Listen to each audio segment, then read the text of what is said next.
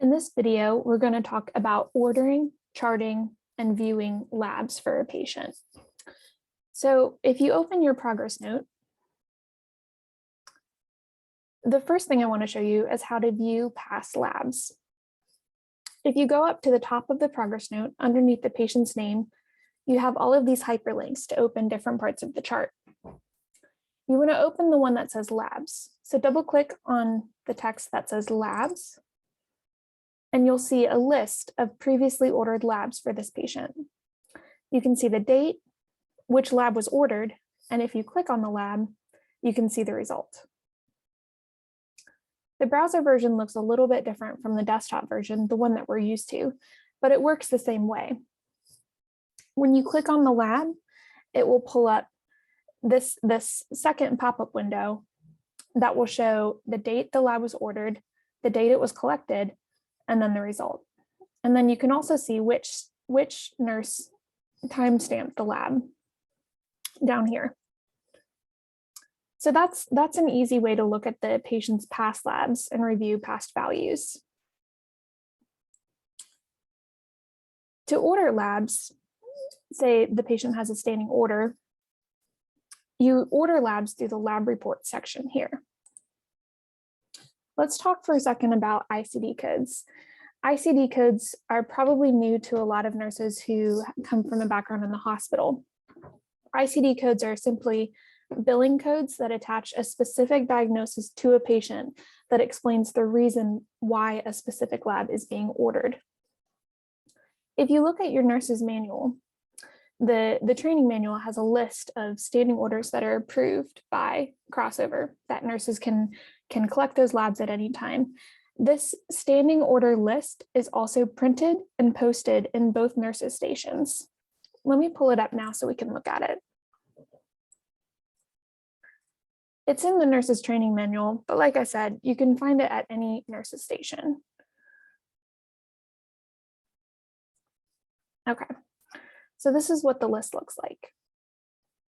If you look at the symptoms/criterias column, you can see the different reasons why a nurse would be approved to go ahead and get a standing order lab. And these are point of care tests. So if a patient comes in with any type of signs of cardiac distress, like chest pain, shortness of breath, palpitations, stuff like that, the nurse should then go ahead and get an EKG, and she can get that without a provider's order. When you're ordering this lab, when the nurse is ordering this lab, he or she should check the ICD code that's on the standing orders list. This is the ICD code that needs to be attached to the procedure or the lab when you're ordering it. That is so we can bill correctly for the test.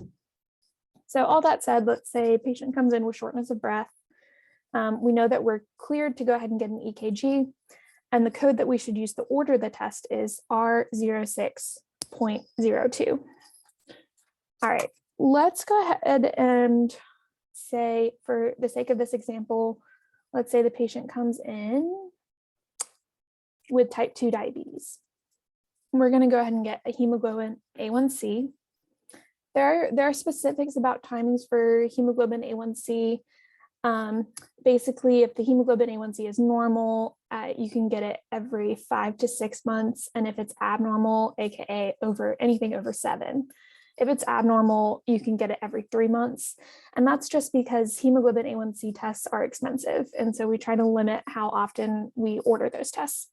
But for the sake of this example, let's say it's been 6 months since the last time the patient had a hemoglobin A1C. We're going to go ahead and do one now. And we're going to use this ICD code to order the lab. So E11.9, and I'm writing that down so that I can make sure I order it with the right ICD code. Okay, so let's go back to ECW, and we can say we're going to go order that hemoglobin A1C.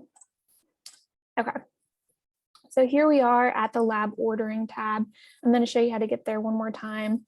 In the progress note, you just want to scroll down to the plan section and then go to lab reports right here. Lab reports is where you're going to order any labs. And oftentimes that's something that the clinician does during the course of the appointment. If it's not a standing order, And it's a lab that the clinician goes in and just decides that they will order it themselves, and the nurse will skip this step. But if it's a standing order, then the nurse has to put the lab in. So let me show you how to do that. Okay, so you click on lab reports, you get this window pop up, and here is going to be your ICD section. This middle section here is where you're going to order the lab that you want. And this section here is where you're going to view the labs that you've ordered. So let's start here. The ICD that we said that we wanted was E11.9. So I'm going to click this Add Diagnosis button here, and I'm going to get yet another pop-up. So here you can see what the patient has previously been diagnosed with. Let's say we have a patient who has had type 2 diabetes for a really long time. We can assume that they've probably come in previously and have had to get a hemoglobin A1C. And so therefore, the ICD code that we're looking for is probably in the patient's previous diagnosis section, right? So it's always a good idea to look through here and to see if the ICD that you're looking for is in the section. Because every time you add a new ICD, it adds another option to this list and it just gets longer. So it's really better to try to look at the ICD codes that are already attached to the patient than to add a new code. But if it's not there, it's not there. It just so happens that this code that we're looking for is here. It was E11.9, but I'm going to show you what to do in case it's not there. So let's say we don't see it here and we need to add it. You can go over here to the search box and you can type in either the code that you want. Let's see, E11.9 is what we're looking for, and you can select any of these options. Really, we want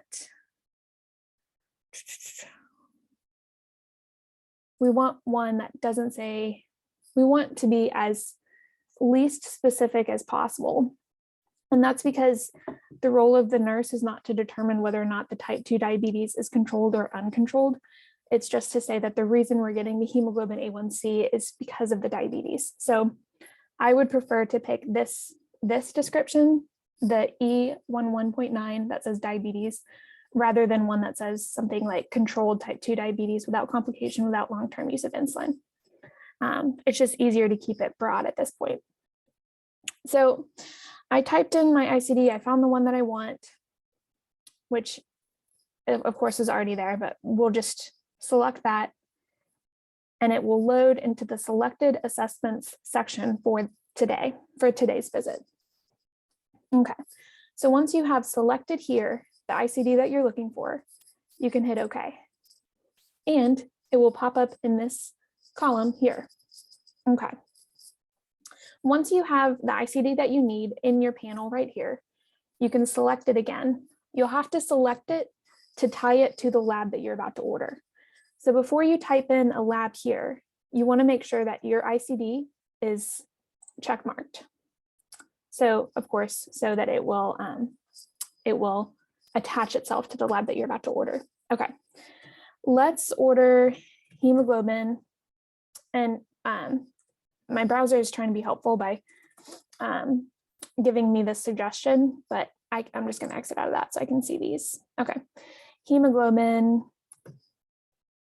Okay, here are my options for labs that I can order. And I want the point of care, AKA the in-house hemoglobin A1C order. So I'm going to hit hemoglobin A1C in-house. This is very easily mixed up with the hemoglobin lab that's in-house. Let's do the hemoglobin A1C for right now. Okay. This is just a confirmatory screen.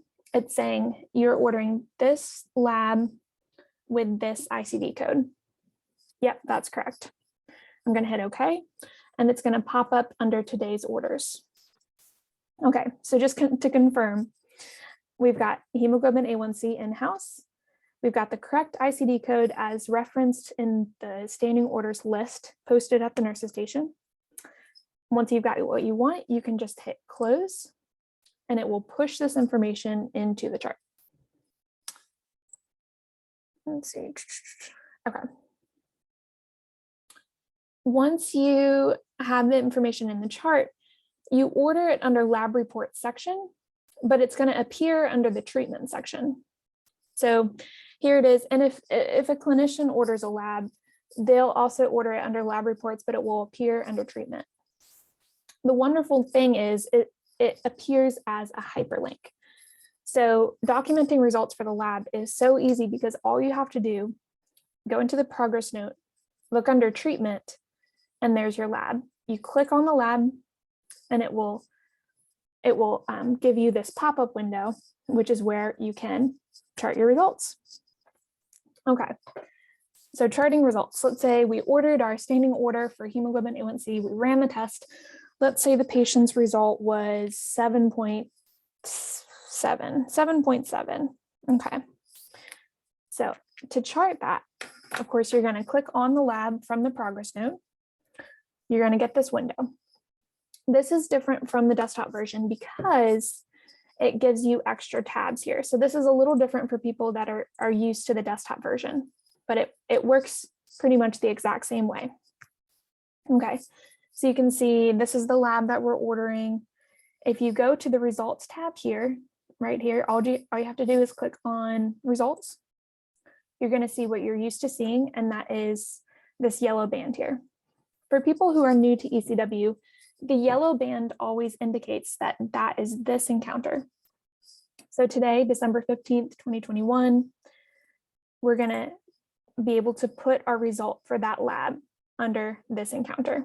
And so the yellow band just tells you that's what we're looking at. Okay, so the other thing you're going to want to do is timestamp the lab. Timestamp just gives your name, the date, and the time that the lab was run. You want to look under notes section here. Next to notes, you're going to see a clock icon. If you click on the clock icon, it will add your name, the date, and the time. You can add this timestamp to the internal notes, but you want to make sure that you're doing it on the notes section because internal notes does not appear on the main progress note. And so if you click out of this, oh, right. So one change with the browser version is that you do need to click collection date and time. It's a checkbox here that was not required in the desktop version, but in the browser version, it won't let you exit unless you click that checkbox.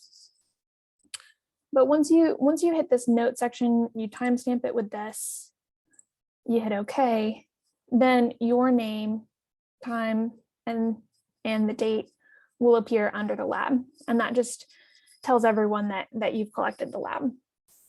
Okay, so the three main points here are when you open up the lab, you want to chart the results in that yellow band.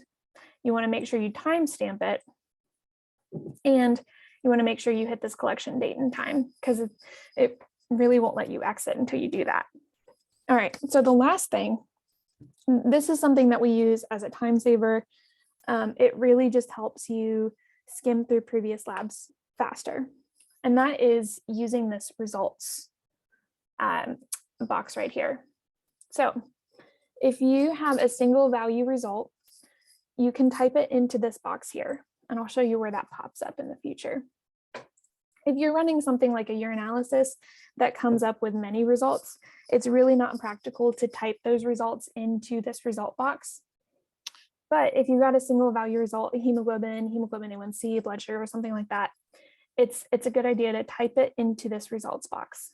And let me show you why. When you look at the labs list of previously ordered labs, there's a column that says result. And you can see here is the lab that we just typed in. And this column here is only present because we typed it into that little box that said result. It'll still save the value if you don't type it in that box because that yellow band is where you type the result for other labs as well. But typing it into that results box just helps the clinician or the nurse at future visits look through previous results. And it's especially important for something like a hemoglobin A1C because that's something that you want to trend. And instead of having to click into each individual lab and look at the value and then keep going, this is a time saver of just putting the result in that box so you can just quickly see it at a glance.